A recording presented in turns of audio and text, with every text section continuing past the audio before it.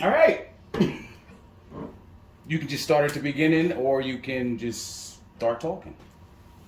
Alright. Um, Let's start about how was it in the beginning before you started using first. I had a rough childhood. Like, it was really abusive. I grew up watching my mom get beat up by my stepdad, and he was abusive towards me as well. And then I was kind of shifted from home to home, relative to relative, growing up. At 23, my mom died. When I was 23, my mom died from lung cancer. She was 43, and that's So when from I started using. so from 23, what happened before 23? Like how was you as a kid? What were you doing? Things like that. I understand. I heard the part about the Okay. abuse, but what were you doing? Schooling, things like that, or not? I was really rebellious. I was kicked out of school. I had to go to an alternative school. Um, I guess from my home life, I just was rebellious, trying to, get attention wherever I could. Okay. Because I didn't really, the attention I got at home wasn't positive attention, so. Oh, okay. So after your mom died, go ahead. I'm sorry. I just wanted to. That's I just wanted to okay. fill in the little blanks. And then when I was 17, that's when I met my 22-year-old's father, and he was abusive as well. He actually tried to kill me several times. He went on to kill a woman, and was charged with second-degree murder and did over 20 years in prison for that. He just came home recently from that charge and violated already for beating his new girlfriend and holding her hostage. So he's currently back in jail for that. So that was just a little bit of the beginning of my life and my story. So at 23, my mom died of lung cancer. That's when I started using. Okay. And then How did that begin? I was Just weed, drinking, and then I was drinking with some friends one night, and I was, upset, crying about my mom, and a female that I knew, she was already using crack cocaine, and she's like, here, just try this, and it'll make you forget all about it for a while, to make you feel better. And I was like, are you sure? Like, because even when I drink, it doesn't help, really. And she's like, no, I promise you'll forget about it for a while. Was she truthful? Did it work? Um, it did. Okay. Like, I just got so into wanting more and more of it and the chasing after it that it did help take my mind off of it. And that just became a habit over years. Unfortunately, it led to legal problem after legal problem. What type of legal problem?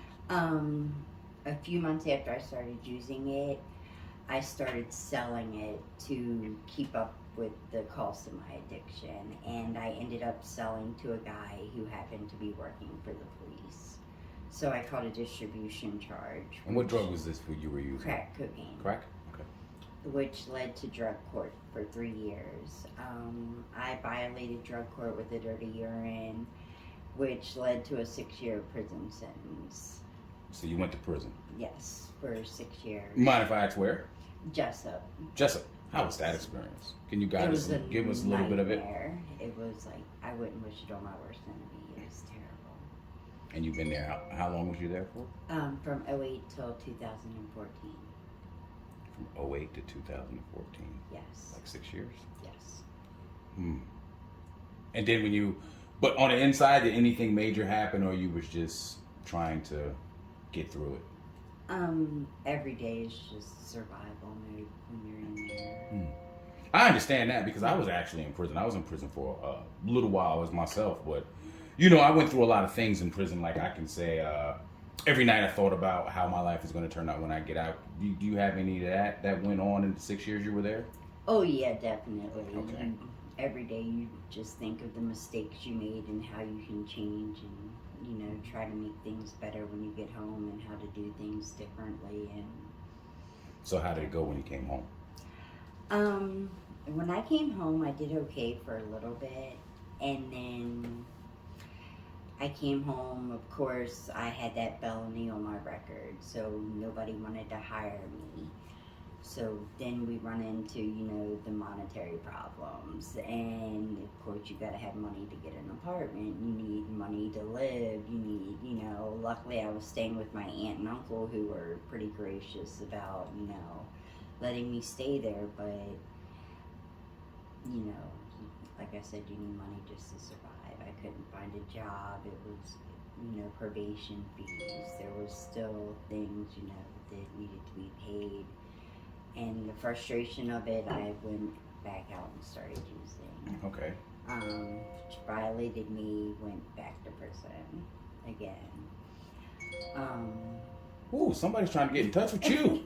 You hear that? They're probably the house. It's the house tax. Right. Oh, okay. Normally when it goes off like that. I'm like, oh my God. I'm getting ready to text him and be like, okay, she's in interview. Okay. So, I'm sorry, where were we at? You got out after doing Right. 6 years, and Yes. you had money problems, and you started doing what again? Because I don't know. I started smoking crack again. Okay. And then went back to prison for a short while, came back home. I started selling again. Was you ever also. using in prison? Yes. Yes. Do you mind if I ask what? Crack and Suboxone was really heavy down there, so I also started using Suboxone. Okay. I started selling again, and my license were revoked and suspended and expired. So I was selling. I had an ounce in my console of my friend's car.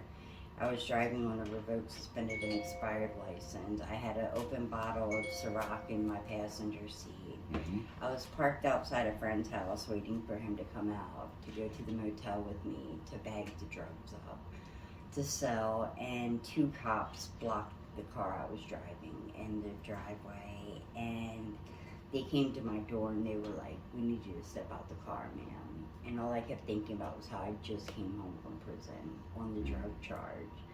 So my intention was just to, back out, pull out, get around their cars, go throw the drugs away, take a fleeing and eluding charge, which I knew would be less time than if I caught another drug charge. So this was premeditated run away from the cops. Right. Okay.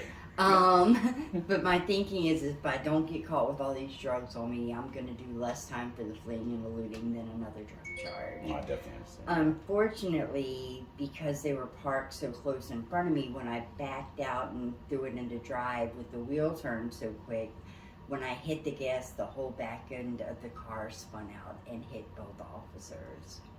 So Physically or just the cars? Yes. No, it hit the officers. Oh, okay. So I called a 1st and 2nd degree assault on officer, plus the fleeing and eluding because I kept going. Mm. So that was another 25-year sentence that I caught due to my drug addiction. Did you go down for that? Yes, I went down for 3.5 years. I was lucky enough to get an 8505. 85? Okay. Yes, I still have 18 years of my sentence hanging over my head. I'm on probation for 3 years right now. Okay. So I got out. I came here in October 18th. I have 7 months clean as of the 27th. And how is that for you? Like when you came here? Can you give us a little bit of that process?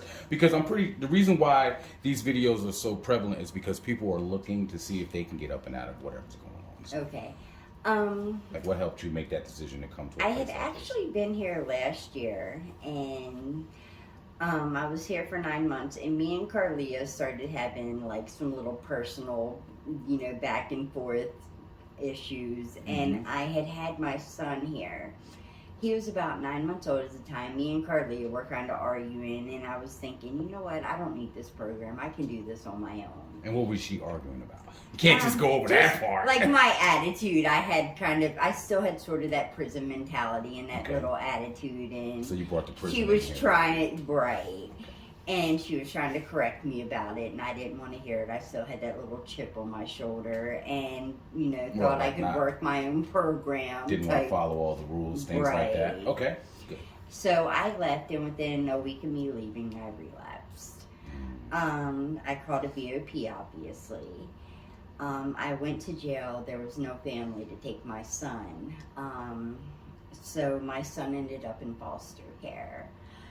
As soon as I got out of jail, I went to jail for 3 months. They gave me a second chance to try to get my son back, come home, do the right thing. I contacted Carlia right away, like, look, I was an idiot. I'm so sorry. You know, I should have just listened to you. And I came back here, and she gave me a second chance, thank God. And, like, I've been doing everything she tells me to, following directions. Like, CPS had, like, this long list of things. It was, like, 30-some things they wanted me to complete and do. And I'm Did like, you do them all? I don't even know where to start. Like, you know, and I've been here for 4 months, and I've completed all 31 things. All right. Yes. My son comes here every weekend now. I get to see him twice a week. And where is he on the off weekend? I'm just being nosy right now. He's still in foster care with the Okay. foster mom. She's amazing though. It's just him and her there. Okay. She sends me pictures constantly. We talk every day. Like, she's awesome. I've been very blessed. But like, without Carly in this program, like, I don't know where I would be. I would probably be homeless, not completed anything that I had to do. I'd probably still be using, like, but luckily because of this program and her, like, I've been able to get 7 months under me and, you know, had that relationship with my son. So what have you been doing different for these last 7 months? Following directions. Obviously, yeah. Yes. Okay. I have a sponsor. I've been. Okay. So you do work a 12-step program? Yes, absolutely. The biggest thing is I just, like, I pray every day. I definitely have a higher power. The biggest thing is just not trying to do things my way and taking suggestions. And, you know. Okay, looking back, do you see anything where as though you could have did different and not resulted here, or this is where you're supposed to be right now? Is this just a question I'm asking? There's so many things I could have done different looking back. But at the same time, I believe that everything happens for a reason, too. So, like, I don't believe I would be the person I am today or be able to help people the way that I can today or have the experiences I have to be able to help other people.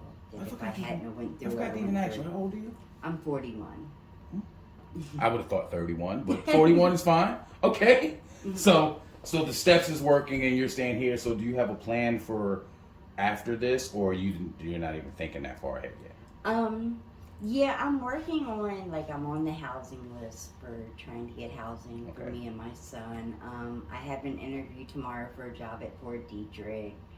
So, Nice. my license were, like I said, suspended, revoked, and expired. I just paid my fee to have them reinstated, so I go take the test as soon as they send me the letter. So I'm making, you know, some progress as far as doing the right things to get my life back on track. And Seems like it's back on track a little bit now. yes, I'm getting there, finally. Okay, for any female that's watching that identifies with your story, do you want to say anything before I ask this question, like anything you left out, or just to give somebody else hope?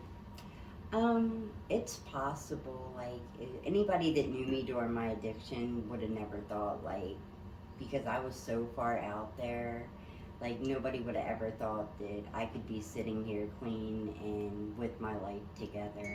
Like, so if I can do it, anybody can do it. Hey, if you like what you're hearing, like, comment, share, and subscribe, and stay tuned. I got a lot more coming.